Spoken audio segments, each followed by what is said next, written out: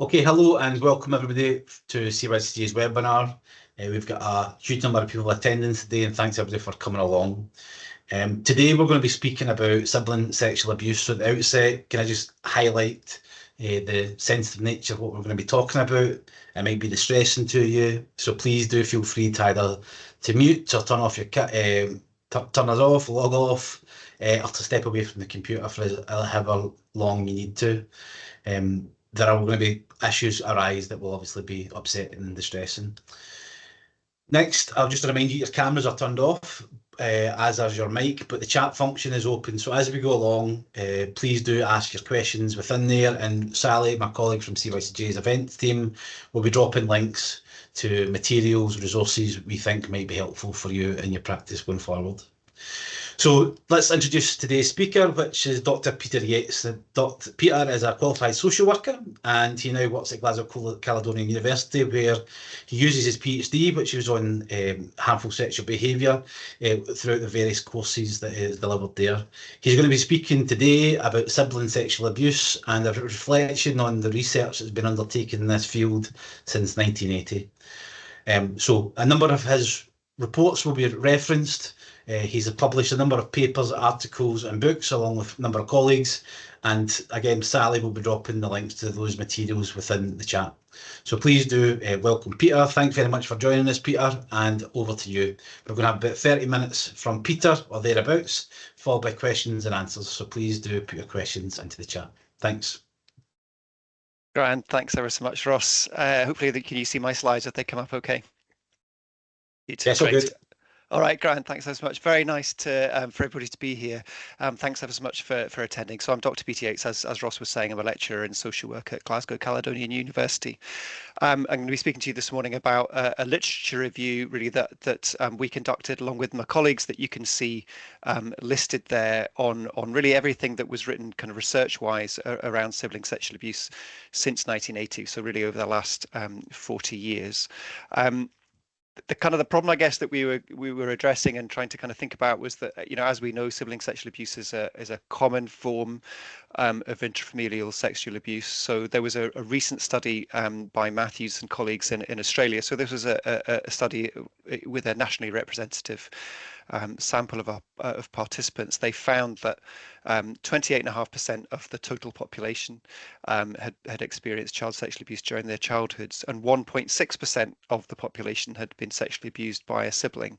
So that maybe doesn't sound like a very high number, but if that kind of study were replicated within the UK, it would mean that there were over 1 million people in the UK who'd been sexually abused by a sibling during their childhood, and over 5 million people in the USA, not to mention then the child who'd caused the harm, parents affected, other kind of wider family members affected. So it does affect a large number of people in the UK and other countries. So it's very likely to be an issue that frontline workers are going to encounter during the course of their work, whether that's working with children or with adults, and whether that's about sibling sexual abuse specifically or sibling sexual behaviours a bit more generally. So it's really important, I think, that anybody working at that kind of frontline, has some kind of understanding and awareness of this issue. But having said that, I think our understanding of the issue is fairly limited, both academically and in practice. And whilst there's lots of really good examples of excellent practice around, there's also a lot of evidence of children receiving and families receiving quite confused and quite confusing responses from practitioners also. So therefore a real need to try to pull together what we know from the research and how should that be informing both our practice and also other research that needs to be undertaken in the future. And up until the time that we published our review, there had only been 2 literature reviews that had been published prior to that. So Tidefort Chanel, who had published one back in 2010, so sort of 15 years ago, and then a limited review of just 12 papers by Bertelli and Tolman. So hence, therefore, why we thought it would be helpful for us to try to do our own literature review. And so the idea of a scoping review then is really to try to synthesize all that we know from research about sibling sexual abuse in order to inform practice primarily, but also help to identify, what we don't know to inform future research. And so our question was really broad. Just what do we know about sibling sexual abuse from the research literature? So what I'm going to report on today is the first stage of this kind of two-stage review. So the first stage was really just kind of trying to get a sense of the literature as a whole, the areas of strength in the literature, the areas of weakness in the literature, where might we want to undertake further research and so on. Stage 2, which is to follow, which would be looking at specific areas in a lot more detail.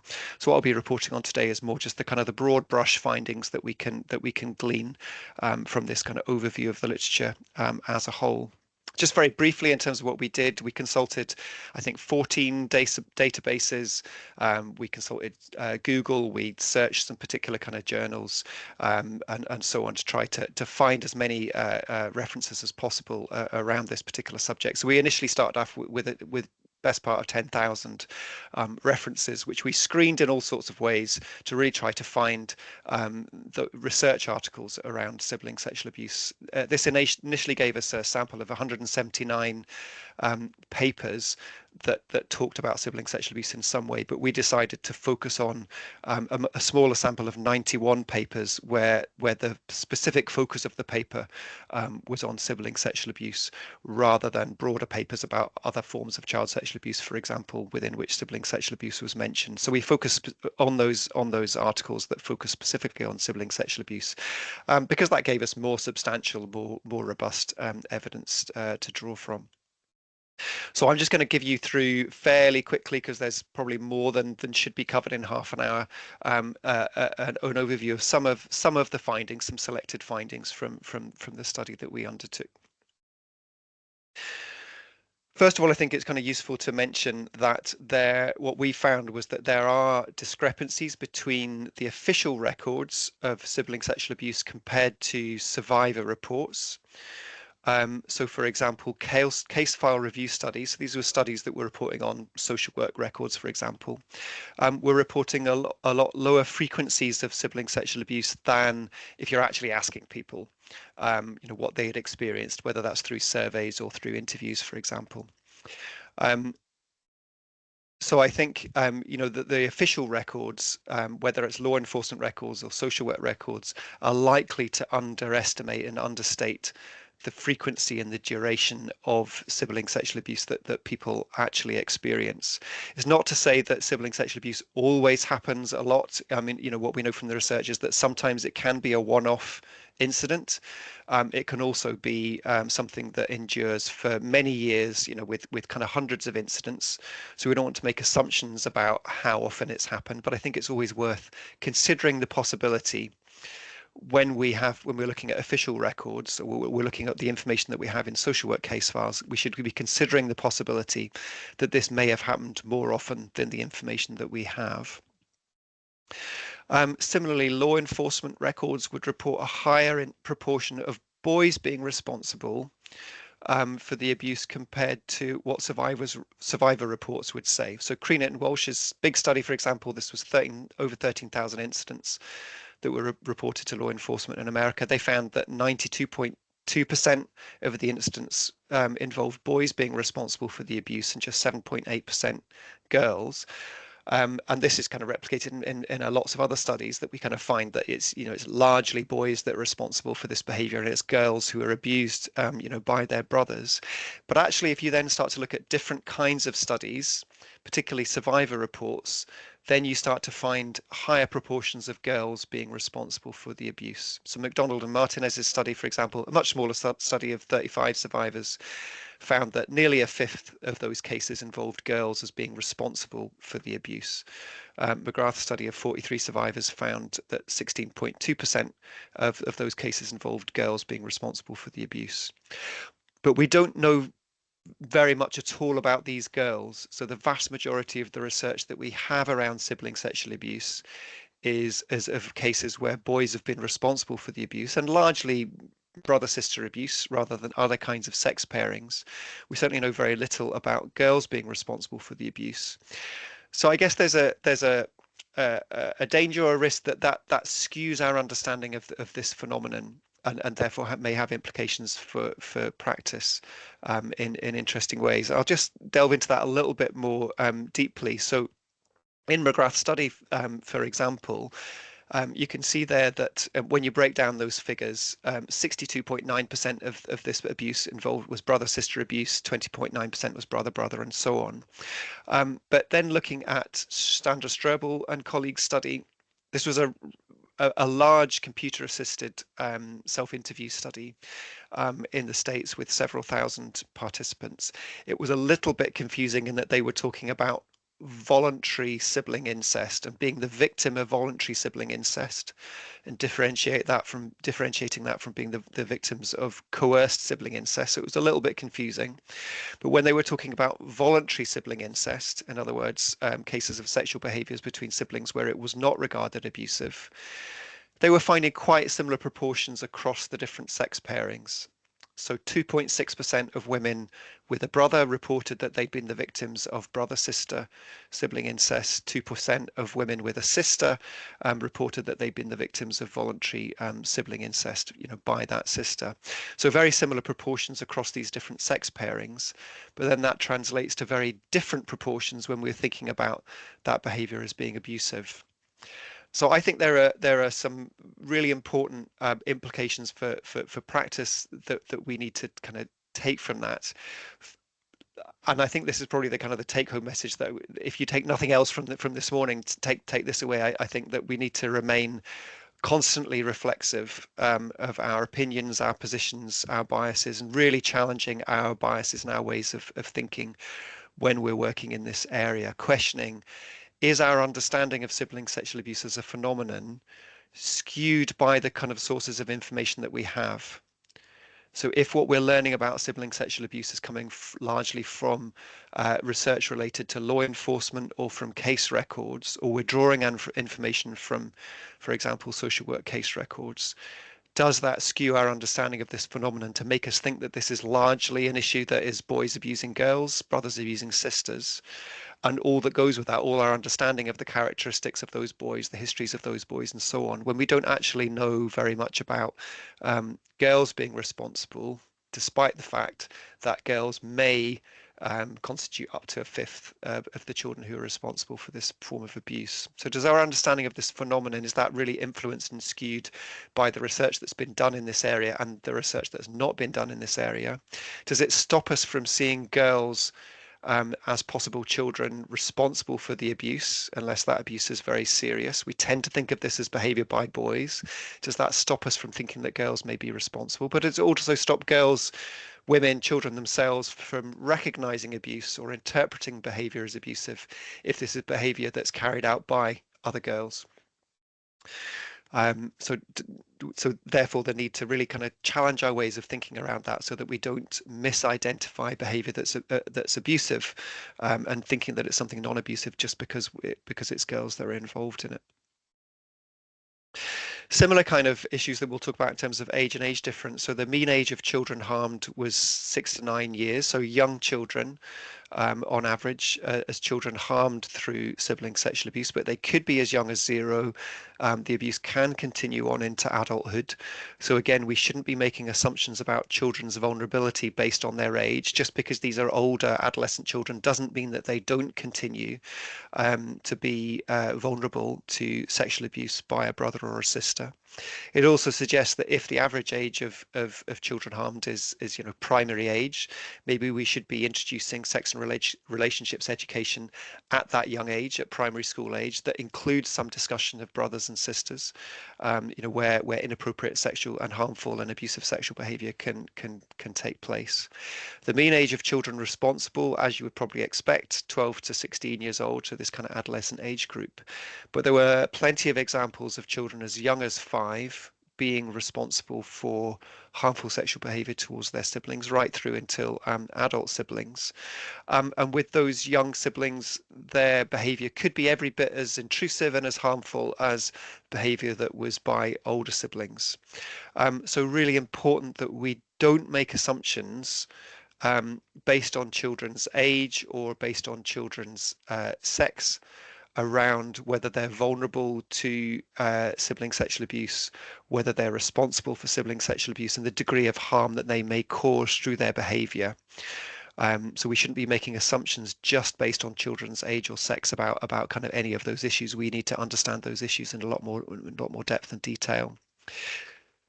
Another interesting facet to this, I think, is that we tend to assume and think about sibling sexual abuse as being by older sibling of younger children, so older siblings abusing younger siblings.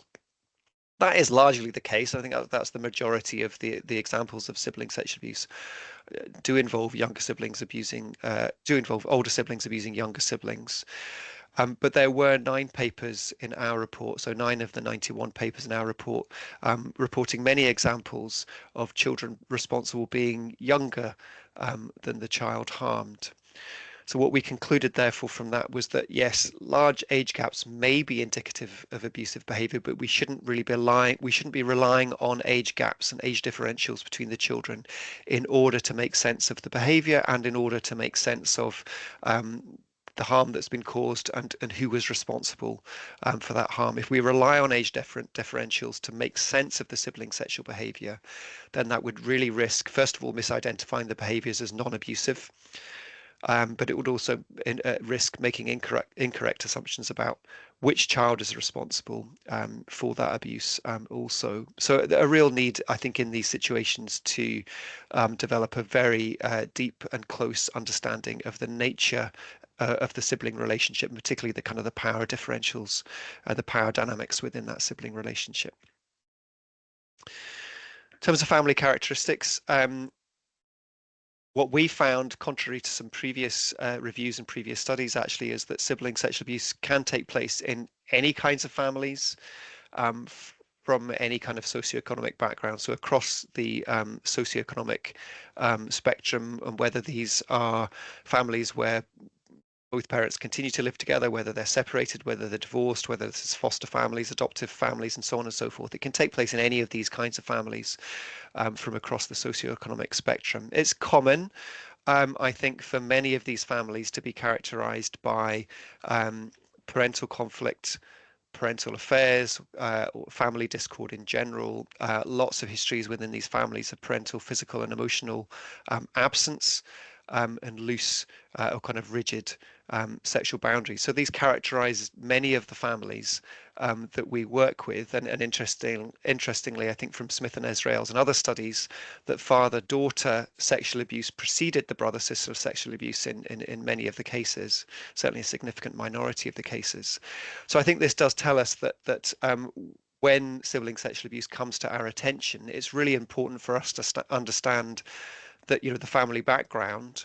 It's important for us to identify other sources of abuse and stress within these families, and to address those other sources of abuse and stress within those families, because these will have an impact on the children directly anyway. So they would be important for us to know about and to address anyway, because of the harmful nature of these kinds of issues. But also that might also provide some understanding of the pathways into abusive behaviour for the children that we're thinking about, as well as then their pathways out of the behaviour. If we can address these other forms of family stress, this may help in terms of our therapeutic work with the child or young person to cease their harmful sexual behaviour. Thompson and colleagues, in a recent study of 63 families, found that more than a quarter of their parents had experienced their own sexual abuse, and there are other forms of abuse and stress that these parents have experienced in their families of upbringing. So Alejandro Astorga, who's a Chilean practitioner and a researcher in this area, is very strong in talking about this, I think, and very helpful in the assessments that they undertake. That they're saying that it's really important not just to understand, if we're thinking about the child who's been responsible for causing the harm to their sibling, not just thinking about their upbringing and their experience of the caregiving environment and their parenting, but actually to go back a generation, to have a 3-generational approach to assessment. What are the parents then, their own experiences of their upbringing? How do they manage stress? How have they learnt to manage stress and trauma?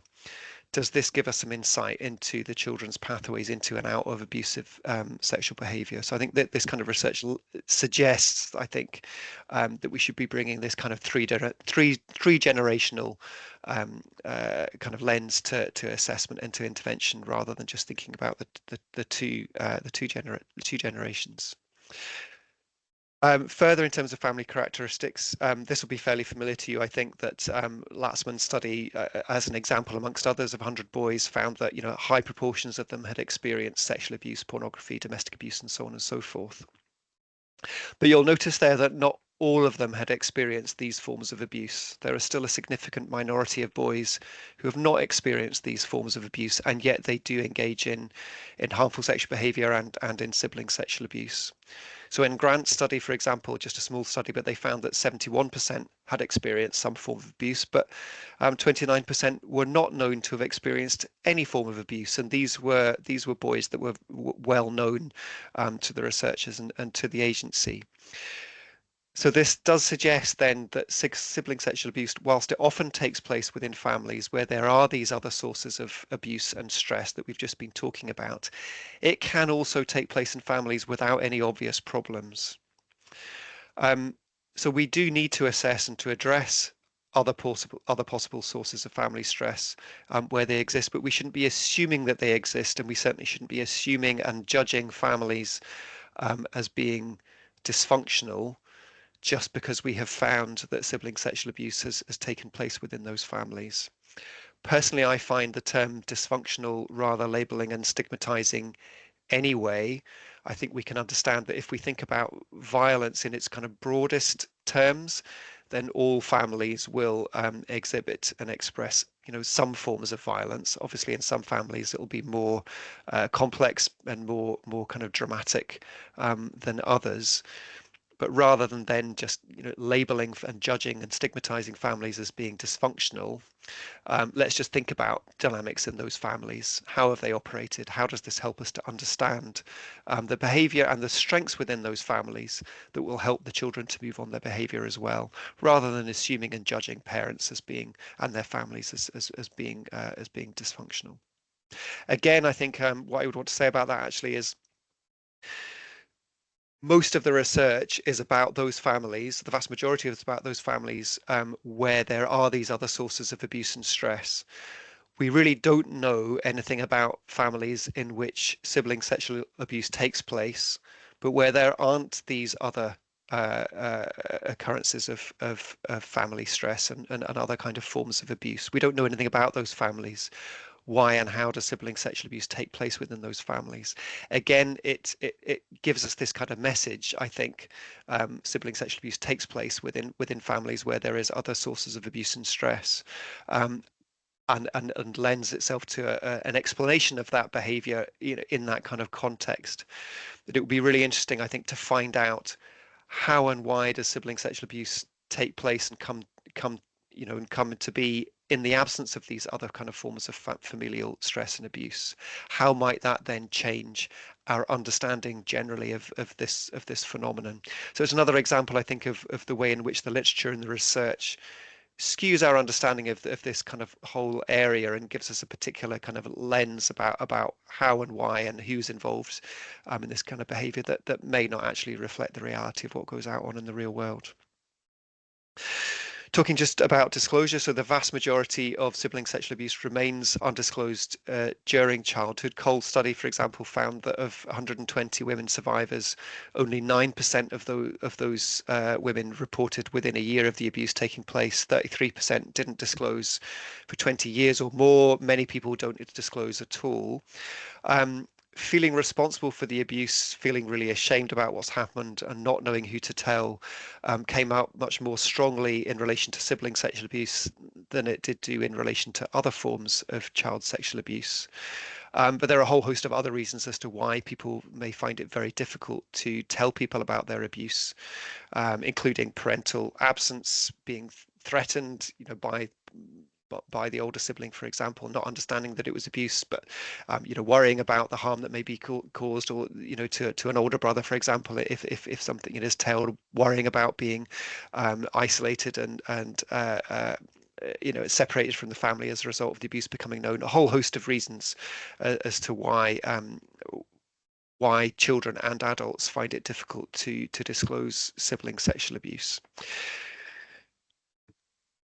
And what perhaps comes as no surprise is that when children do disclose sibling sexual abuse to their parents, then a positive response to that disclosure is pretty rare. I guess that should be unsurprising, given that our understanding, at least, is that it largely happens within families where there are other forms of abuse and stress within those families. If other forms of abuse and stress in families characterizes those families in which sibling sexual abuse often takes place, maybe is not so surprising that then that those families would struggle to deal with this kind of new information.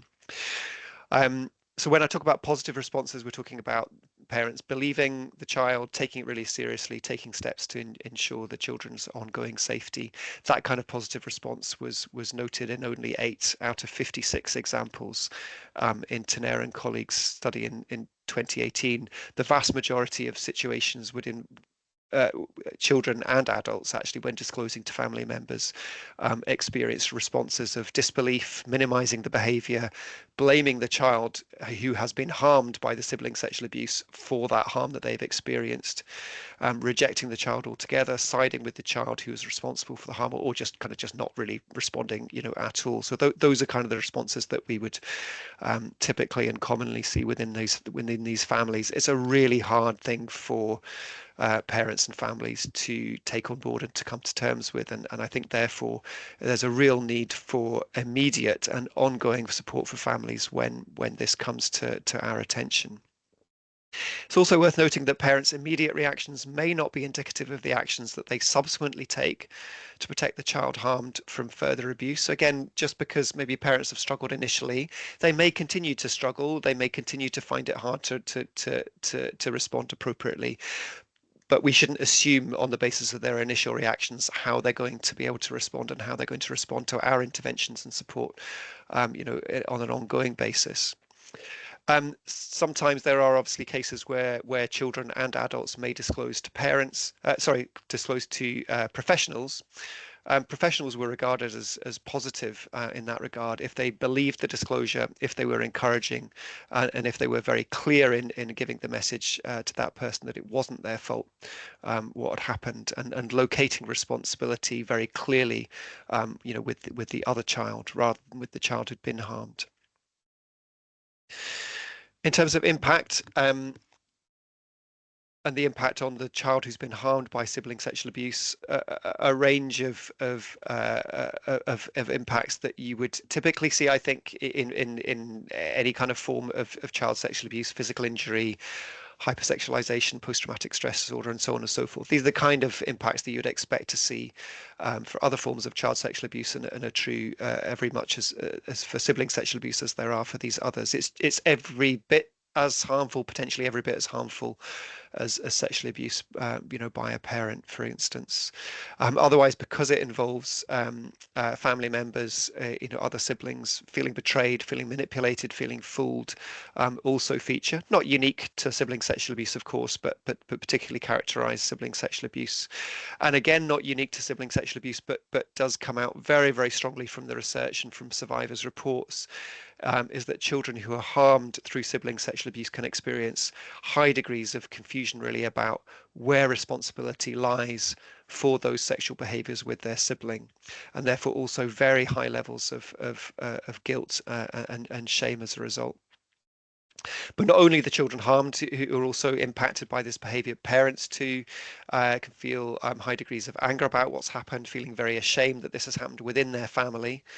Not only that a child within their family has sexually abused another child, but they've actually sexually abused one of their own children, one of their siblings. So high degrees of shame, loss and grief about what they had understood their family to be like, trauma, depression, and as you would also understand, high levels of stigma and socialization as a result of this behavior, not feeling that they can talk to anybody else outside their family about it. Other siblings who are not involved in the sibling sexual abuse can often be forgotten in the literature, I think, and can sometimes be overlooked in practice as well, but they can also be very significantly affected by this form of abuse, feeling angry about what's happened, being frightened about whether they are then vulnerable to being abused themselves, or just finding the whole stress within the family so overwhelming that they can withdraw from the family altogether, alongside other kind of impacts. So I think this kind of, again, just kind of suggests this idea that that yes, families need our immediate and ongoing support, but that support needs to be provided for the whole family when sibling sexual abuse comes to our attention. The other thing that I'll just mention, I think that's relevant in terms of impact, is not only the kinds of issues that I've just been outlining, but is the very significant impact that this abuse has on ongoing family relationships and also other kind of significant relationships in adulthood. So because this abuse takes place within the family, and because there's an awful lot of confusion about where responsibility lies for the abuse and associated guilt and shame alongside that, very often, as we've said, that children and adults don't disclose that to their other family members. They don't tell their parents about what's happened. So that can then very clearly set up a large degree of emotional distance between those children and adults and their other family members, because there's a very significant part of their history that they've not talked about, not mentioned, or keeping private. Or when they do disclose, as we were saying, hearing in the earlier slide, that often the responses are really unhelpful, minimizing responses, blaming, disgusted responses of other family members. So again, you can understand that would have very significant implications for for ongoing familial relationships, but also with other significant adult relationships. Either adults not wanting to disclose to their intimate partners because of a fear about these kind of responses, setting up this kind of emotional distance, or receiving these kind of unhelpful responses, again being extremely helpful. So I think it's worth understanding, I think, the significance of this form of abuse in terms of its very long-term impact on relationships in general. Again, it kind of suggests the need for a trauma-informed but a whole family response. How do we help this whole family to heal from this form of abuse? It's not just about providing interventions to the child who's been harmed or just to the child who's caused the harm in isolation. We need to be thinking about this family as a whole. And I think that it makes sense and would be as no surprise to you that there is overwhelming agreement internationally across the literature and from practitioners within this field that sibling sexual abuse is a very complex, multifaceted phenomenon that does require this kind of collaborative, multidisciplinary, and whole family response. So there's very broad agreement that should be the case. Thinking specifically and particularly about children and families, I think there are other issues which we might come into in questions around when we're thinking about adults. We might talk about that a little bit later on. But having said that, there's that really clear agreement that that's what needs to happen. Unfortunately, at the moment, there isn't any kind of clear articulation or evaluation of a whole family intervention with an underpinning theory of change that can tell us, here's an evaluated, researched approach that provides us with a model that we can follow. There are plenty of examples of very good practice out there and really good work being done, but not necessarily work that's been thoroughly evaluated. So a couple of examples here. The grant study of the Safe Care Young People's Programme, for example, found very positive changes for the children responsible, but it didn't clarify support for the family, and it didn't tell us about how effective that was in relation to the child who'd been harmed. Strike and Spedbury, that was evaluating a pilot of the Restore project in Bristol. Again, really encouraging study that found very positive progress for the child harmed, but it didn't include the views of the parents or the children who were responsible. So again, there's more work to be done, I think, in terms of evaluating these interventions. Just to sum up, I think in terms of some of the key highlights for practice, official records may understate the frequency of the abuse. So we should always be considering the possibility that this may have happened more often than the records that we have. Age difference isn't a very helpful indicator of abusive behavior. whether the behaviour was abusive, and also who may have been responsible for that abuse. So we really need to understand in depth and detail the dynamics of the sibling relationship in order to make sense of the sibling sexual behaviour.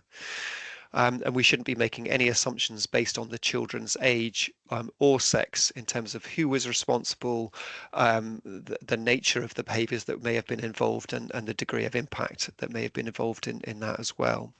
And children's vulnerability to this form of abuse. We shouldn't be making any of those assumptions based on children's age or sex. There's a need for really immediate and ongoing support for families when this kind of a form of abuse is disclosed. We need to assess and address other possible sources of family stress.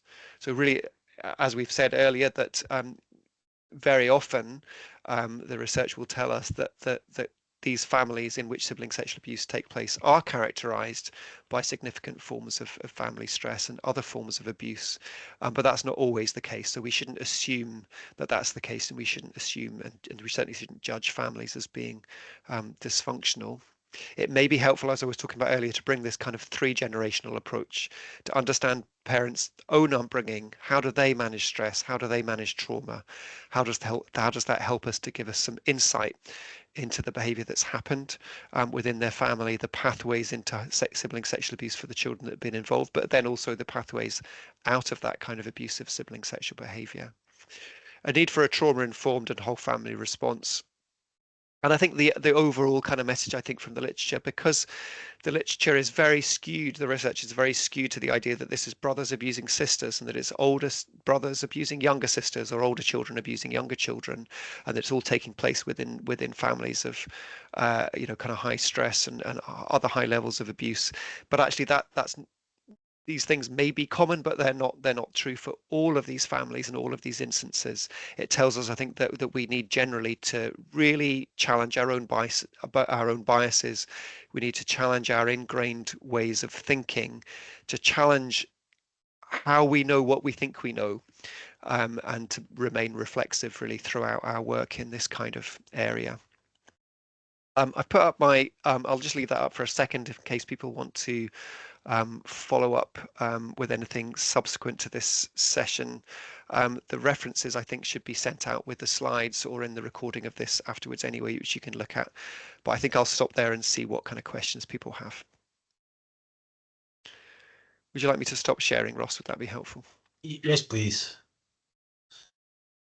I can always go back to some slides later if people want to go back to things. Thank you very much for that, Peter. That was really comprehensive summary of 40 plus years worth of research. So thanks very much for bringing that to the attention. And as we're chatting, please do have a look at some of the other links that we've put into the chat there. For those that are attending, we've highlighted some of the CYCG resources that are perhaps most relevant to this, and also linked to the future webinars that are coming up, including one about disclosure, which might be particularly relevant to the people who are attending today. Just my own thoughts on what you were saying, Peter. I think it was really, as I said, over a fairly short presentation, covered an awful lot of ground, and some questions that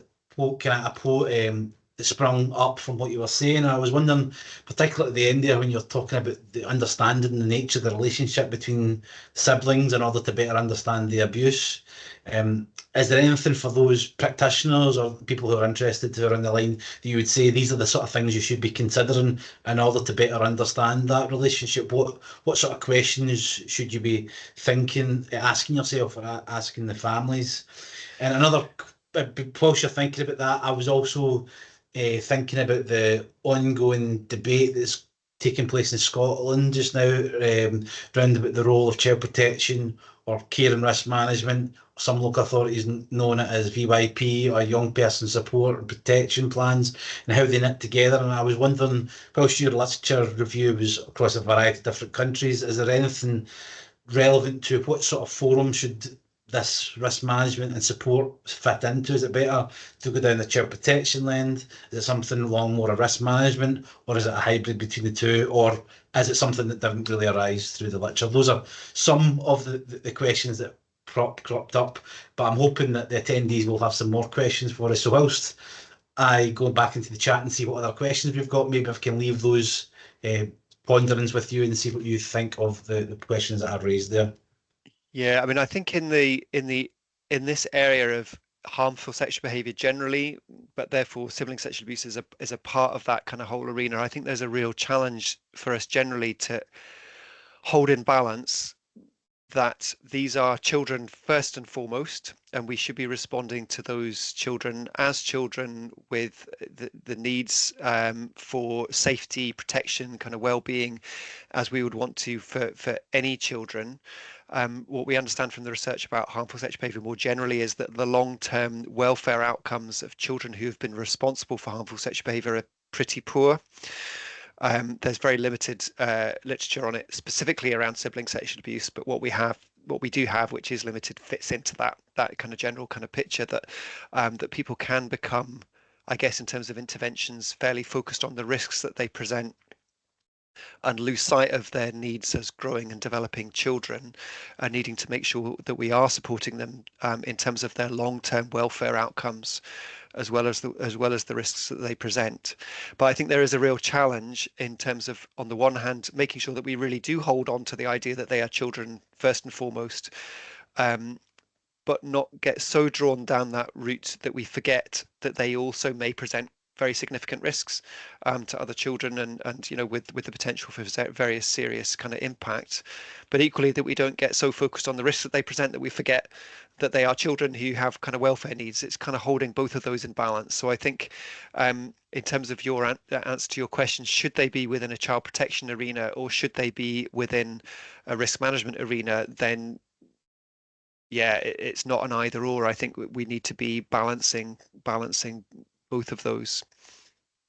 Yeah, thanks, Peter. And I think, suppose, a good contribution to the ongoing debate that's going on about the role of CARM within child protection and whether or not that is embedded within child protection and across 32 local authorities. I'm just going to jump back to one of the questions that were raised earlier in the chat. Peter, you highlighted the number of different sources of information, articles that you had to trawl through to get to the point of producing this report. And Ben has asked about the definition of sibling sexual abuse that was used within your study, and whether or not was that something you took from a previous study? Did you have to come up with something bespoke? Or so basically, what was the definition of sibling sexual abuse in the study that you're referring to today? Yeah, it's a really good question. Because there are so many, what we found actually, I mean, there are so many different definitions of sibling sexual abuse, as obviously Ben is pretty well aware.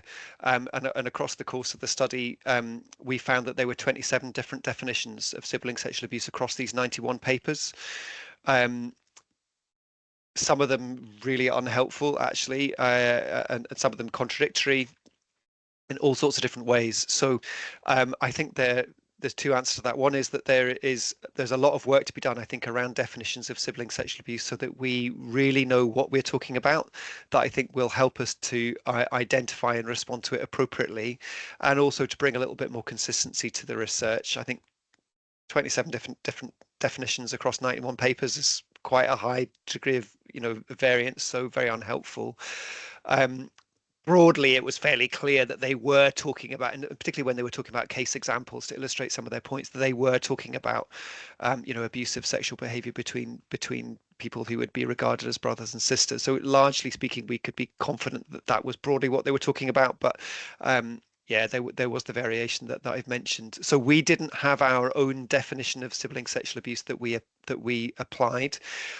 Instead, what we did was to examine the papers. If they were clearly talking about behavior that wasn't abusive, but we're talking about other kind of forms of sibling sexual behavior, and that abuse wasn't represented within the study, then it would have been excluded from the study. But otherwise, we accepted the kind of the definitions that the authors themselves were providing, rather than imposing our own definition. And I think largely because if we'd imposed our own definition, that wouldn't have been helpful given the variety of definitions that were around. So we kept so we were largely guided by the definitions that the authors themselves provided, and that also included full and half siblings, adoptive siblings, foster siblings.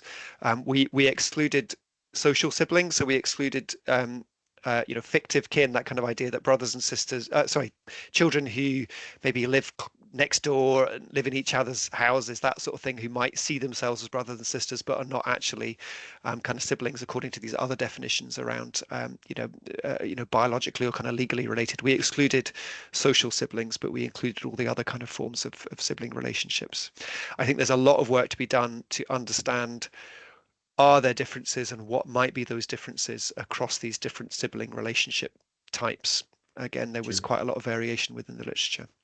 Well, perhaps I could ask you to expand on that last point there, because that was one of the questions that an attendees brought up, is about any differences that you notice between biological siblings and step siblings, for example, and your thoughts on why those differences, if they exist, might occur.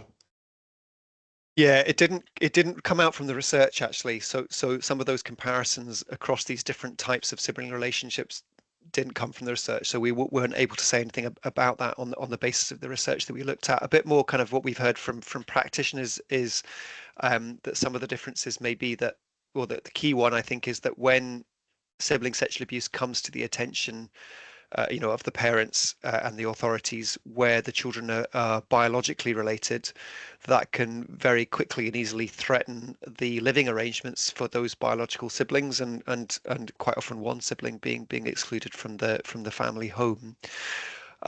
Whereas when it's step siblings, one of the first questions that arises, and the threats that arises, is to the parents' relationship, whether the parents' relationship can survive following the abuse of one child's sibling of the other, of the other parents' sibling, if you like. So that's more anecdotally in terms of practice, but in terms of research, no, it didn't. That's stuff that still needs to be looked at in a lot more detail. That's great. Thanks for that response, Peter. I've got another question regarding the location, the living environment of the child at the time in which this sibling sexual abuse took place. Were they more likely to be living at home? Or were they more likely to be in a kinship place or a foster placement? Was there anything within the research that you looked at that pointed towards any of those sort of settings? So there's nothing to say whether sibling sexual abuse is more likely in any one setting or another. So there's nothing to say sibling sexual abuse is more likely to be experienced by children who are living together with their biological parents, as opposed to children who are living together in a kinship placement, or with foster carers or something. So there's nothing that would tell us that. All that we know is that it can take place across these different environments. Most of the research that's been done happens to have been done around children who are biologically related, either as full or half siblings, who are living together or were living together with at least one of their parents. So most of the research is of that, not all of it. So there's plenty of research that's also in these other settings, but that just tells us where the research has been done. It doesn't tell us anything about whether it's more likely in one setting or another. Thanks, Peter. Next question. Given that your study covered quite a long period of time, but was going back as far as 1980s, and culturally and socially, there's been, we hope, a shift in the way that we respond to disclosures of harmful sexual behaviour and sexual abuse more broadly. Was there anything within your study that could point to greater levels of disclosure or better responses to disclosure during that period of time, or has it remained at the same sort of response since 1980?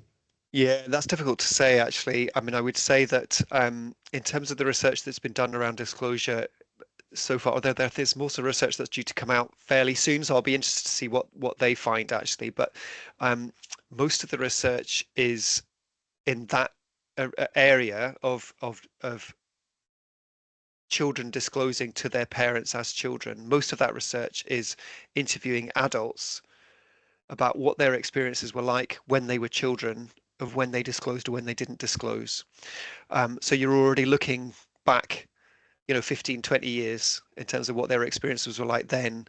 We don't have any research, or very, very little research, that's around children's experiences of disclosure, reporting that as children, their current experiences, if you like, to give us an idea of whether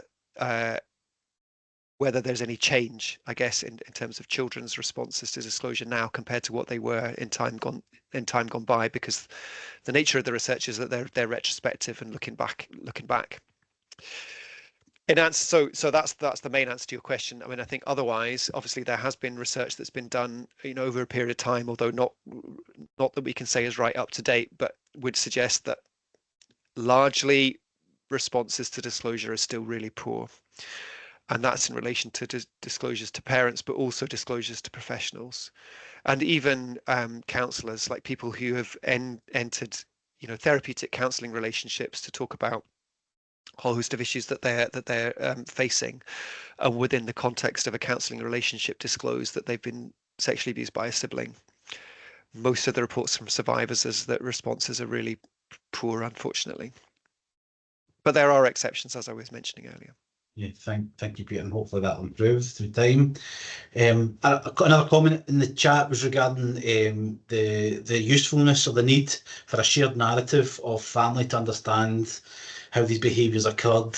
And Anne is, I think she's kind of posing a question about the role that restorative practices can play alongside that. And I know that that's perhaps not what was covered within the period of time that you're looking at it, but just your thoughts on what you know of sibling sexual abuse and restorative practices. What role do you see restorative justice or restorative practices in playing and responding and aiding the recovery from sibling sexual abuse?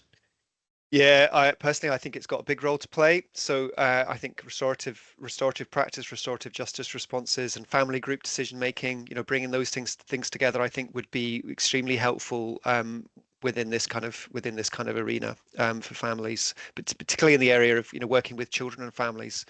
In these instances, I mean, it's not always going to be possible for children to continue to live together, or to return to live together, and and so on in these cases. But we could that needs to be assessed, kind of carefully on an ongoing basis. But in terms of bringing the family together, developing the kind of shared narrative that your questioner was asking, so that all families have a shared understanding of what happened, and the story that they can tell about that to each other, I think would be extremely helpful. Yeah, so I think that kind of restorative approach would be enormously valuable in this kind of field.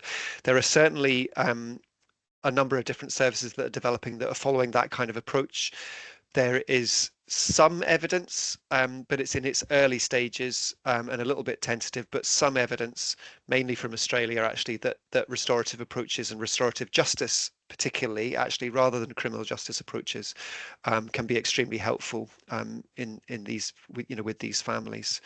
So something that I would certainly advocate, and it would be really helpful to then have those kind of approaches thoroughly evaluated, so that we can say they are helpful, rather than just, I think they're going to be helpful. And certainly at CYCJ, we have two practitioners in our team who lead on restorative justice. We'd be really keen to hear from anybody who's attending who's using restorative practices to respond to episodes of sibling sexual abuse or harmful sexual behaviour. And given that we have time, I'll abuse my position and maybe take another question. Is that obviously I'm too young to remember the 1990s or the 1980s. Yeah, me too. I'm Yeah. struggling to remember parts of the 2000s, but I believe that internet wasn't really around back then. And I'm just wondering, from given the period of time you're looking at, was there anything to point to technology assisted or internet enabled episodes of sibling sexual abuse? What role did internet and other forms of social media play in some of the episodes of abuse that was covered within the study? Yeah, it's coming through more recently. I think in some of the more recent studies about the role of technology, and particularly kind of online stuff, in different ways. So there are examples of children who are forced to engage in sexual behaviors with their siblings by other adults, to be posted or streamed or whatever online. So there are some very kind of upsetting examples of that happening, where the abuse is taking place online, but because it's been forced to happen by older adults, and obviously sometimes parents. There are also examples of, as there are in harmful sexual behavior more generally, of children using online social media and abusing each other in that kind of area as well. posting images, videos, and so on and so forth. So that happens within sibling relationships as it does in harmful sexual behaviour more generally.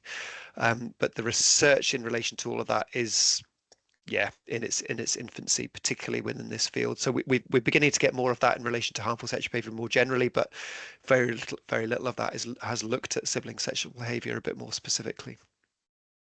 Okay, that's great, Peter. Thank you.